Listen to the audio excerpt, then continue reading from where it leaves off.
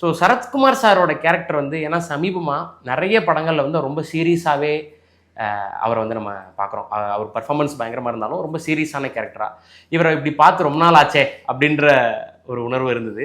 உங்களுக்கு first time நீங்கள் எழுதின விஷயத்தை அவர் பர்ஃபார்ம் பண்ணும்போது நீங்கள் ஏன்னா நீங்கள் ஒரு இன்டர்வியூ சொல்லியிருந்தீங்க அந்த சர்ப்ரைஸ் டூடுன்ற அந்த விஷயம் தான் ஃபஸ்ட்டு நீங்கள் ஷூட் பண்ணீங்கன்றது. அது பார்த்து முடிச்ச அப்புறம் உங்களுக்கு என்ன தோணுச்சு? இல்லை எனக்கு என்னென்னா ஓகே சரத் சார் வந்துட்டு பண்ணால் எப்படி இருக்கும்னு யோசிக்கும் போதே நான் நிறைய விஷயங்கள் யோசிக்க ஆரம்பிச்சிட்டேன். என்னென்னா எனக்கு வந்து சரத் சாரோட ஹியூமர் ரொம்ப பிடிக்கும். அவர் பண்ண படங்கள் நிறைய படத்தில் அவர் ஒரு இன்னசென்ட்டாக இருப்பார்.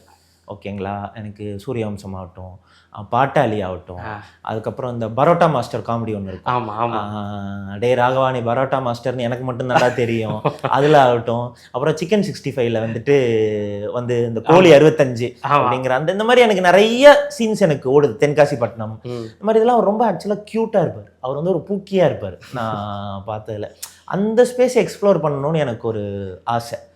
அண்ட் அவர் அதே மாதிரி இப்படின்றதுக்குள்ளே ஒரு எமோஷ்னலுக்கு மாறிடுறாரு.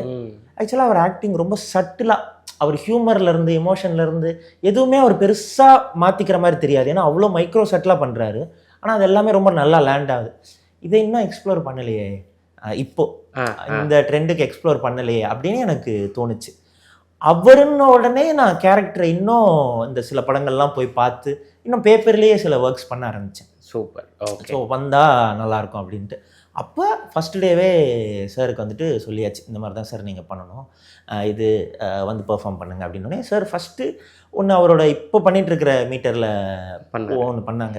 சார் இல்லை சார் எனக்கு வந்துட்டு உங்களோட பழைய பாஷாவாக வாங்க, பழைய ஜோன் எனக்கு பார்க்கணும் அப்படிங்கிற இது நான் சொன்ன உடனே அவ்வளோதானே, ஓகே இன்ஸ்ட்ரக்ஷன் நோட்டட் அப்படின்னு சொல்லிட்டு திரும்ப ஒரு பெர்ஃபார்மன்ஸ் பண்ண உடனே பிளாஸ்ட். எல்லாருமே தெரிஞ்சிட்டோம். ஓகே இனிமே இந்த படத்துக்கு அடுத்தடுத்த நாளில் இப்படி தான் நடிக்க போகிறோம் அப்படின்றத நாளே செட் பண்ணிட்டாங்க. ஓகே.